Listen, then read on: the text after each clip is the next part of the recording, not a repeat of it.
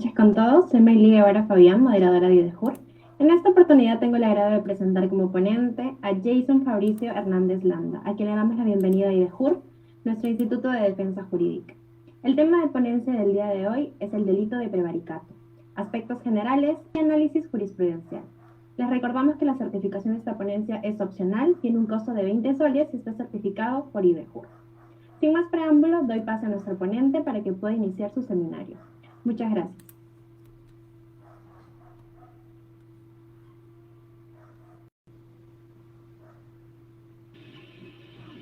Muchas gracias, buenas noches con todos y muchas gracias por la oportunidad de estar acá esta noche.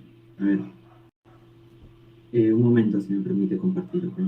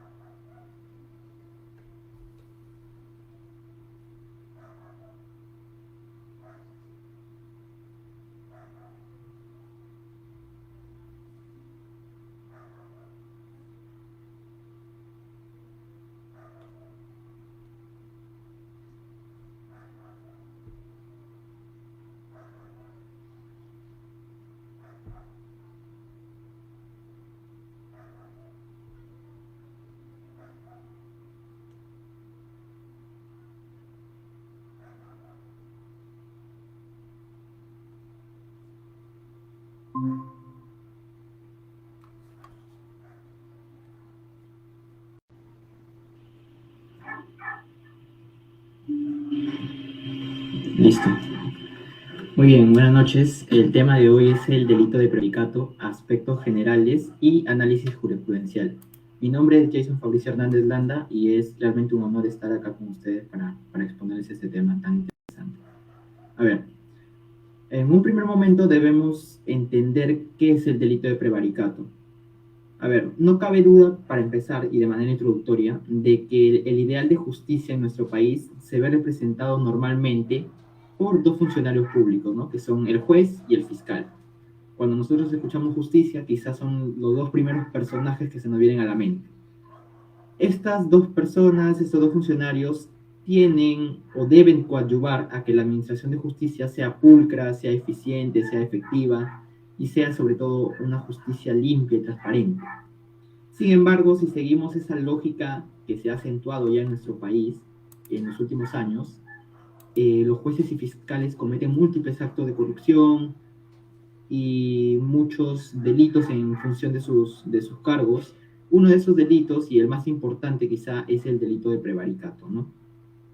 El delito de prevaricato se encuentra actualmente contemplado en el artículo 418 del Código Penal y coloquialmente se le conoce como el delito de los jueces y fiscales, porque son los únicos sujetos capaces de cometerlos. Ya bien establecido en la introducción, pasemos ahora a lo que es el delito de prevaricato, su definición en la etimología y en la base legal. A ver, para iniciar, vamos a ver qué es el delito de prevaricato, cómo se define en la etimología. En la etimología, el delito de prevaricato se denomina como el praevarus, y este término nació en Roma. Este es un término de bastante edad histórica, es un término muy antiguo, que eso sí, al principio no estuvo ligado al espectro jurídico, sino que estuvo ligado al espectro coloquial, al espectro comunitario y social. Pero, ¿qué quiere decir praevarus? Y acá deriva la palabra prevaricato. Praevarus, prae quiere decir delante y varus quiere decir torcido o contrario a lo recto. Entonces, si lo juntamos podemos ver que sale la palabra o la denominación, la prevalencia de lo torcido o la prevalencia de lo chueco, por así decirlo. Entonces, eso es lo que quiere decir el delito de prevaricato en la etimología. Pero ahora pasemos a la base legal. Este delito encuentra su base legal en el artículo 418 del Código Penal peruano actual y se encuentra dentro del capítulo denominado Delitos contra la Administración de Justicia. Ahí lo podemos encontrar para estudiarlo de una mejor manera. Bien, ahora ya encontrándonos en la base legal, ¿qué es el delito de prevaricato? Si nos basamos en la dogmática penal, en el estudio de la norma penal, podemos inferir que del artículo 418 se desprenden varias variantes o varias definiciones.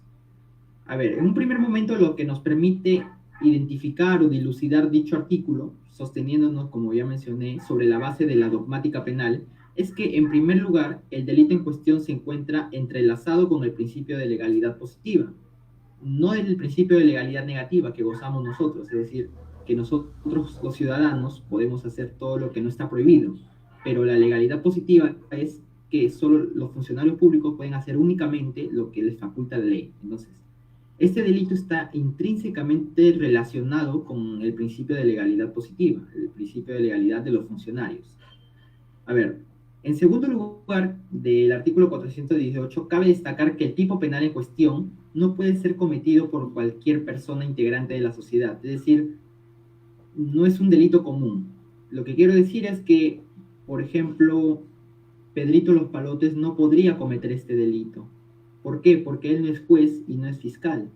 Entonces no tiene poder de decisión, no tiene poder de tomar decisiones judiciales, entonces no puede cometer este delito, porque este delito únicamente es un delito especial propio, se dice así porque solamente admite al juez y al fiscal como sujetos activos.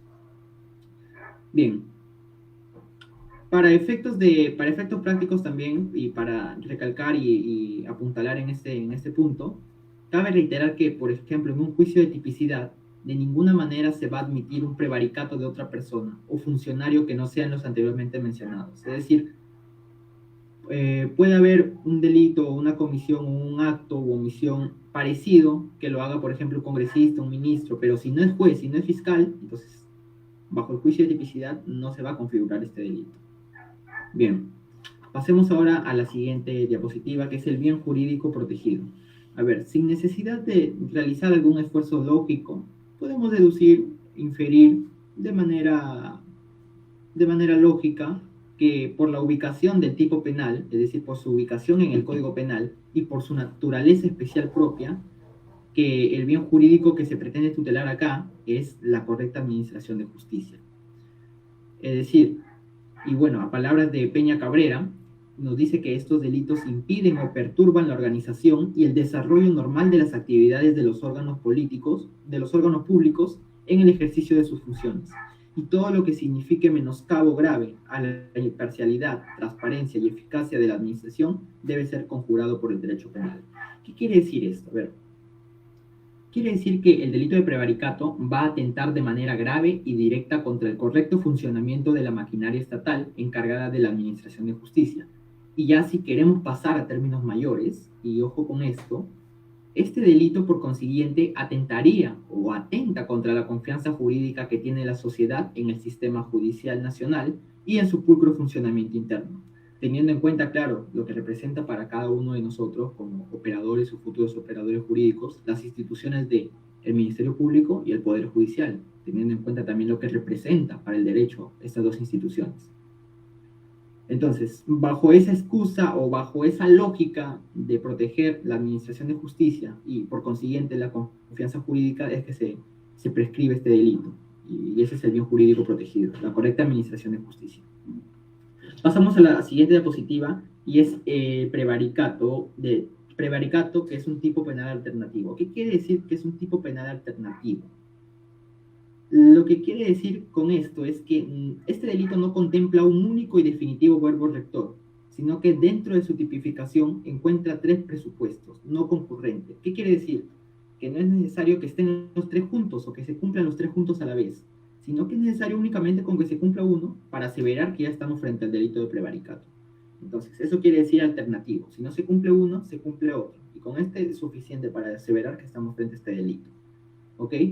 Estos tres verbos rectores que se desprenden del artículo 18 son los siguientes. El primero tenemos dictar una resolución manifiestamente contraria al texto claro y expreso de la ley. ¿Qué quiere decir? Que el juez o fiscal, al emitir una resolución, cada uno dentro de sus resoluciones, no tienen las mismas resoluciones cada uno. Uno emite resoluciones judiciales, de otras resoluciones fiscales. Pero si dentro de esas resoluciones manifiestamente contravienen a la ley, es decir, se desprenden de la ley, se estaría configurando el delito de prevaricato. Entonces, pero ojo, acá hay un detalle. Según el recurso de nulidad 273-2018 Huánuco, no existe, o cuando exista una interpretación de la ley que admita más interpretaciones de 2 o 3 interpretaciones, no se va a configurar el delito de prevaricato. Únicamente se aplica cuando la ley es cerrada, cuando la ley únicamente se expresa de manera literal y no da lugar a otras interpretaciones. Entonces, ese es un detalle, una excepción a este verbo rector. En un segundo lugar tenemos citar pruebas o hechos falsos. A este también se le denomina como el prevaricato de hecho, ¿no? El famoso prevaricato de hecho. Acá se alude a todo tipo de invención de hechos o pruebas que en realidad nunca existieron en la realidad. Y que, bueno, esas pruebas inventadas o hechos inventados se citan en la resolución.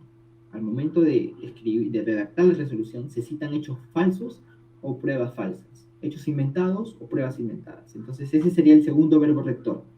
Y pasando ya al tercer verbo rector, es apoyarse en leyes derogadas o supuestas. ¿Qué quiere decir? Este presupuesto es mucho más simple que delimitar que los dos anteriores, ¿no? Apoyarse en leyes derogadas o supuestas, es decir, el fiscal o el juez al momento de redactar su resolución escrita, ¿no? Se apoya o fundamenta su decisión, su resolución, en leyes derogadas, leyes que han perdido vigencia en nuestro ordenamiento jurídico, o leyes también inventadas. Ojo con esto, también aplica para las leyes que son inventadas, supuestas. Bien, esos son los 3 verbos rectores del delito de prevaricato. Pasamos ahora a la siguiente diapositiva, el análisis jurisprudencial. Pasamos ya al análisis jurisprudencial. ¿Qué ha dicho la Corte Suprema? ¿Qué ha dicho el Poder Judicial frente a esto, a las variables que se han venido dando en cuanto al delito de prevaricato? A ver, en un primer momento valdría responder la pregunta que surge de la propia incesante actividad judicial, ¿no? Todos los días vemos actividad judicial, por ahí surgen preguntas sobre este delito, por ahí surgen dudas y inexactitudes. A ver, la primera pregunta que surge es, ¿inobservar jurisprudencia constituye prevaricato? El recurso de nulidad número 273-2018 Huánuco nos menciona lo siguiente, y ahí lo pueden ver en pantalla. Ahí lo pueden leer si desean. Pero básicamente nos dice que, o respondiendo a la pregunta, no constituye prevaricato inobservar jurisprudencia. ¿Por qué para la Corte Suprema inobservar jurisprudencia no constituye prevaricato? Porque la jurisprudencia de ninguna manera puede prevalecer sobre la ley. Esa es la primera lógica. Pero, sin embargo, como indica esta fracción jurisprudencial, resulta importante también, a efectos de que se fundamente de mejor manera y se expulse toda sospecha de prevaricato, lo más recomendable, o lo que ha hecho la Corte Suprema, es recomendar que se justifique correctamente la decisión. Ok, tú vas a inobservar jurisprudencia, excelente, pero tienes que fundamentar por qué. Lo tienes que fundamentar bien para que no quede ninguna duda, porque si no se va a prestar a malinterpretaciones. Eso es el primer análisis jurisprudencial sobre este delito. Pasemos ahora a la segunda pregunta o al segundo enunciado, que es, no se requiere constatar si el magistrado actuó para beneficiarse o favorecer a terceros. Esto nos lo mencionaron en la apelación número 9 del año 2017 de Sullana, y se encuentra todavía incluso en la Sumilla, ¿no? Ahí pueden leerlo, pueden verlo. A ver, ¿qué quiere decir con esto? ¿Qué quiere decir esta fracción jurisprudencial? ¿Qué nos quiso decir acá el Poder Judicial? A ver, este tema es bastante importante y bastante resaltante porque da a conocer un enunciado importante, un enunciado fundamental, ¿no? A ver, a pesar de que este delito se ve influenciado normalmente por algún incentivo en favor de jueces y fiscales, es decir, los jueces y fiscales cometen prevaricato normalmente porque hay alguien que les está incentivando de alguna manera económicamente, quién sabe, no se requiere constatar, para el derecho penal no es necesario que se constate de que el magistrado actuó para beneficiarse o favorecer a terceros. Es decir, el Poder Judicial lo que dice es, ok, acá lo único que me importa es que se cometa el delito, es decir, que se cometa o que cumpla con los requisitos típicos de un delito, del delito prescrito en el artículo 418. No me interesa si es que el juez lo ha hecho el juez o el fiscal lo ha hecho para beneficiarse de él o para beneficiarse a terceros. No, lo único que me interesa es que cumpla con el requisito, con los presupuestos del delito y se cumple el delito. No, no me interesa realmente si es que va a favorecer a quién o a quién. ¿Ok? Esa es la primera o el enunciado que nos da a conocer esta fracción jurisprudencial. Ahora, pasemos a la siguiente, que es la falta de cuidado al momento de dictarle solución no configura delito de prevaricato. ¿Qué quiere decir? A ver, esta fracción la encontramos en la apelación número 04 del año 2013 de Arequipa. A ver, nos dice, la falta de cuidado al momento de dictarle solución no configura delito de prevaricato. Ahí podemos leer, es un caso sobre el que el funcionario público se le pasó, se equivocó, cometió una equivocación, tuvo una falta de cuidado, no lo hizo con dolo, no lo hizo con conocimiento, no lo hizo con voluntad. Entonces, según el Poder Judicial, no se configura el delito de prevaricato. ¿Por qué?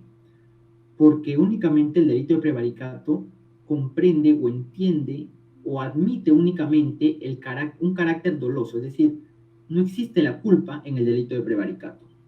Esto es, bajo los lineamientos de la imputación objetiva, se debe valorar si el agente, al momento de desplegar su conducta, ha obrado con dolo, lo cual, claro está, el dolo debe probarse, ¿no?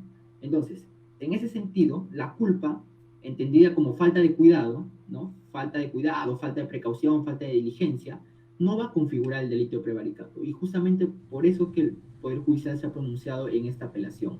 La falta de cuidado al momento de dictar resolución, es decir, la culpa, no configura delito de prevaricato. ¿Ok? Esa es el tercer enunciado que nos brinda el Poder Judicial, importante para efectos de comprender el delito de prevaricato. Y bueno, pasamos a los alcances típicos del prevaricato, desarrollados ya no a nivel legal, sino a nivel jurisprudencial. A ver, este fragmento jurisprudencial es bastante grande, bastante amplio, lo pueden ver ahí. Lo pueden leer igual si desean. Bueno, en pocas palabras, replica lo que dice el texto legal, ¿no? Sin embargo, se extiende un poco más en temas como el juicio de tipicidad, por ejemplo, la imputación objetiva, la naturaleza especial propia y la taxativa autoría de un juez o un fiscal. Es decir, censura una posible autoría de un extraño.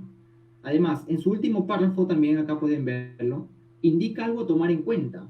Una incorrección o una negligencia no encuadra en el tipo penal, y esto es justamente lo que les estaba mencionándose hace un momento.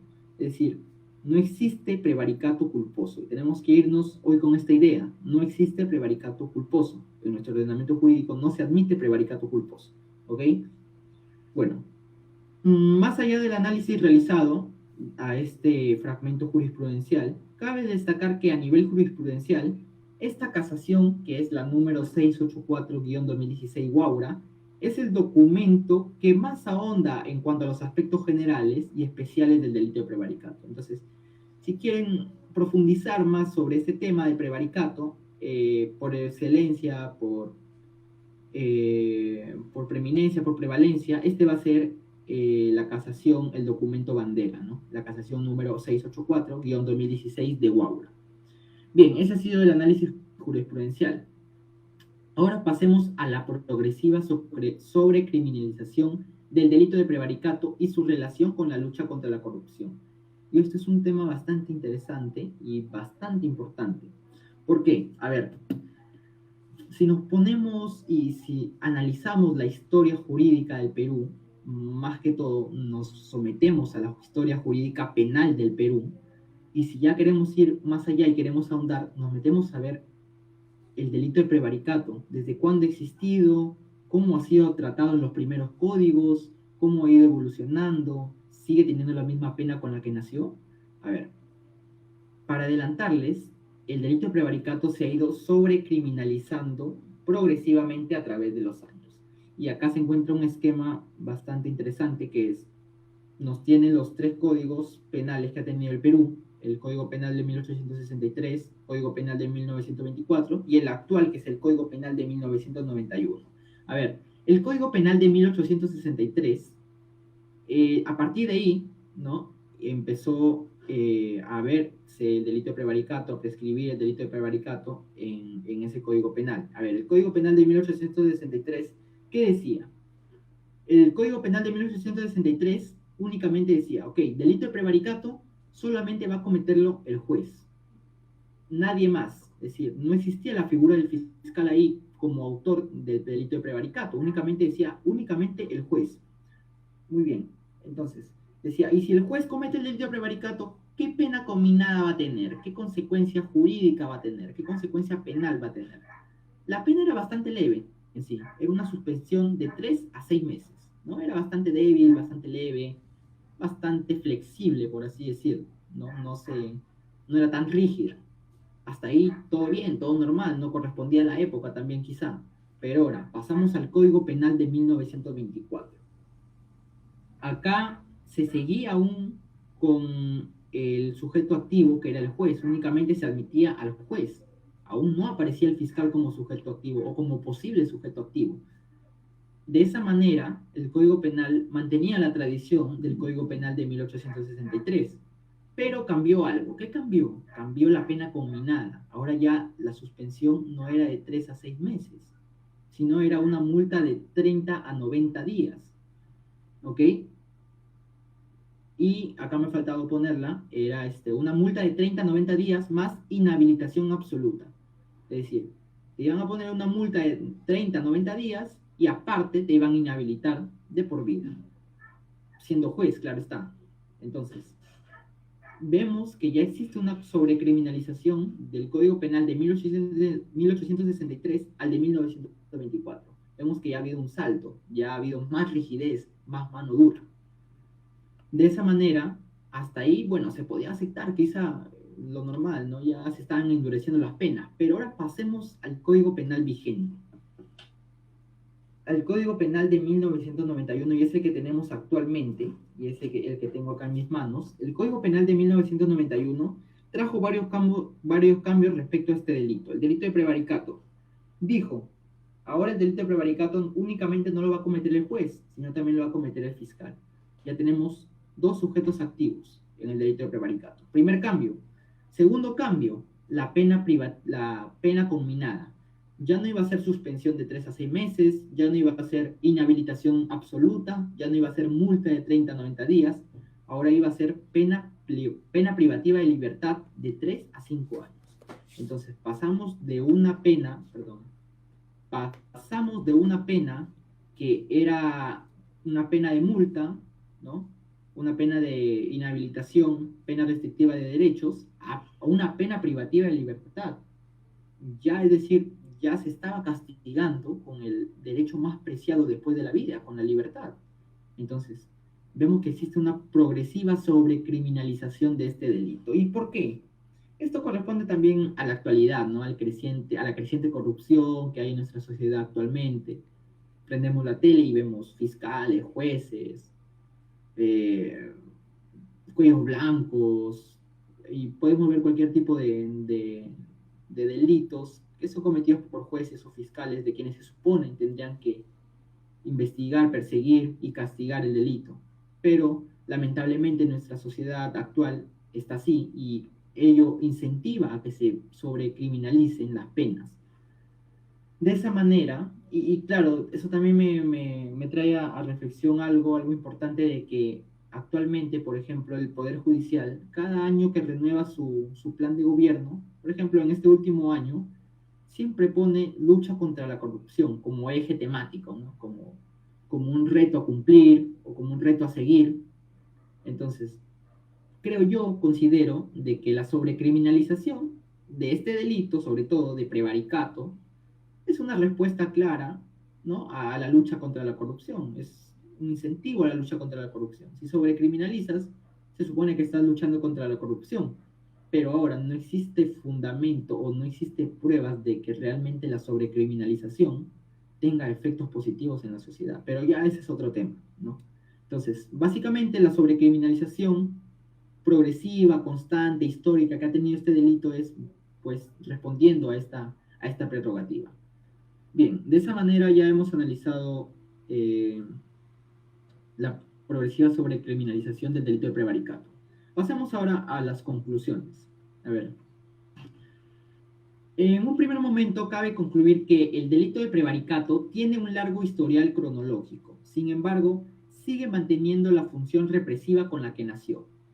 ¿Cuál es la función represiva con la que nació el delito de prevaricato? Sancionar a los jueces que se desentienden, que se desprenden de la ley. No obstante, obviamente, como les acabo de mencionar, cabe mencionar que a través del tiempo ha sufrido una serie de cambios a nivel legislativo, claro está, de una serie de sobrecriminalización.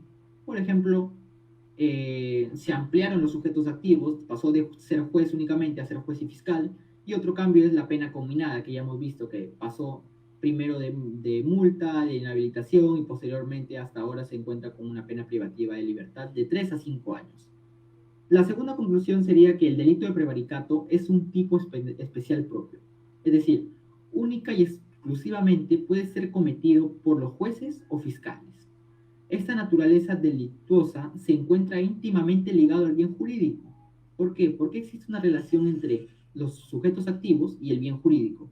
Porque claro, el correcto funcionamiento de la administración de justicia no está en manos mayormente del fiscal y del poder judicial y de los jueces, obviamente. Entonces, su violación, la violación de la administración de justicia, acarrea múltiples consecuencias.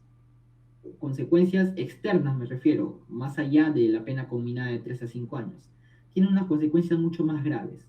Y es que la comisión de este delito defrauda la confianza que tiene la sociedad en el sistema judicial que lo rige.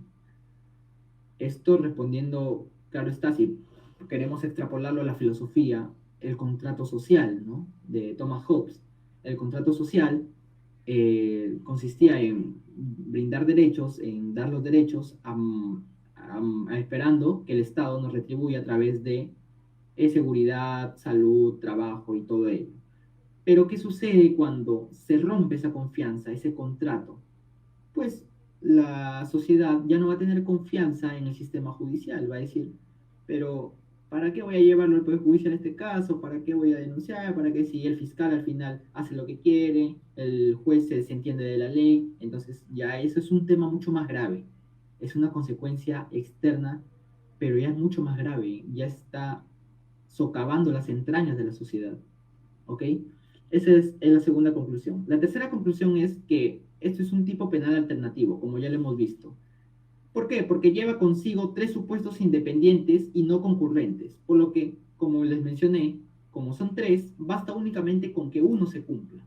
No es necesario que se cumplan los tres, como por ejemplo, quizá en los requisitos o presupuestos de la prisión preventiva, por ejemplo. ¿No? En la prisión preventiva se establecen tres requisitos: prognosis de pena, peligro procesal y graves y fundados elementos de convicción. Pero ahí, ojo, ahí sí se requiere que se cumplan los tres a la vez. Si falta uno, entonces no habría prisión preventiva. Pero, a ver, en este caso, el delito prevaricato no sucede lo mismo. No es que se tienen que cumplir los tres a grosso modo, sino que basta únicamente con uno para aseverar que ya estamos frente al delito de prevaricato, ¿no? A ver, luego, la siguiente conclusión es un aspecto fundamental y poco tratado, es que se configurará el delito únicamente cuando éste provenga de una resolución o dictamen escrito. ¿Qué quiere decir? Y esto es muy importante que lo entiendan y que lo guarden, porque el delito de prevaricato únicamente castiga o sanciona a todo acto que se desprende de la ley, pero que provenga de una resolución o dictamen escrito. Es decir, cualquier cosa que no sea una resolución o dictamen, es decir, el juez puede desprenderse de la ley quizás de manera oral, ¿no? Decir una cosa, una barbarie, ¿no? Desprendiéndose de la ley, contraviniendo la ley de manera oral. Pero eso no es prevaricato. ¿Por qué? Porque únicamente el prevaricato debe provenir de una resolución escrita. Entonces, todo acto que no sea escrito, que sea oral, que sea, no sé, oralizado, todo acto que no sea escrito no va a ser prevaricato. No puede encuadrar en el tipo penal de prevaricato. Quizá puede encuadrar en otro delito, en otro tipo penal, pero prevaricato no va a ser. ¿Ok? Eso tenemos que tenerlo bastante claro. Y por último, la última conclusión es que a través de la historia normativa peruana se ha apreciado un endurecimiento de las penas, como ya lo hemos mencionado, ¿no? Lo cual constituye sin duda un intento de mitigar la creciente corrupción que se está acentuando en nuestro país. Cada vez más vemos más corrupción, vemos más actos delictuosos por parte de quienes se suponen deben resguardar la ley, deben proteger, deben hacer respetar la ley. Pero como no es así, entonces se endurecen las penas para estos sujetos activos, ¿no? Entonces, bajo nuestro punto de vista, resulta necesario, a efectos de alcanzar mayor eficacia, complementar con otras medidas destinadas especialmente a la prevención de delitos. Es decir, no es tampoco la cosa o no es tampoco el endurecer las penas y ya, ¿no? Esperar que con eso se va a solucionar el problema del prevaricato, se va a solucionar la corrupción. Tampoco es así. Consideramos o considero que desde mi punto de vista, de que debe ir siempre acompañado de medidas preventivas más que todo. ¿Cómo pueden ser tranquilamente capacitaciones, ¿no? Capacitaciones a los jueces, capacitaciones a los fiscales, capacitaciones en valores, capacitaciones en ética. Entonces, tanto como a nivel normativo, también capacitaciones paralelas sería una excelente medida para acompañar esta mitigación de la lucha contra la corrupción. Bueno, eso sería todo. Muchas gracias por su atención.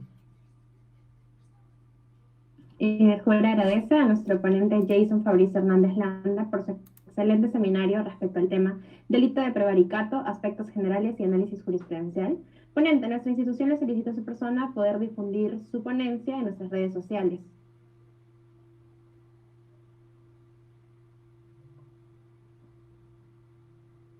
¿Me confirma, por favor?